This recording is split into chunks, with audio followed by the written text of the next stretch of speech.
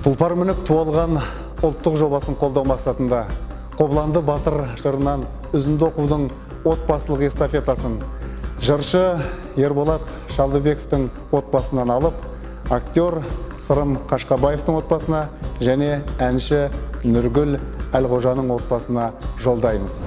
Жөнелтіге құртқаны көкті маймақ ойланды, алтынмен ішін безеген, сырты күміс ақ отау келістіріп түзеген.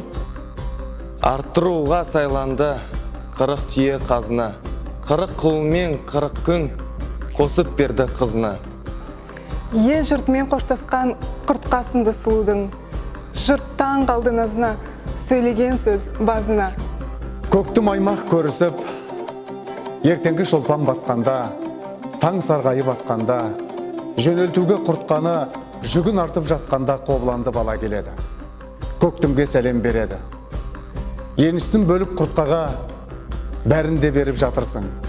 Бергенің маған не деді?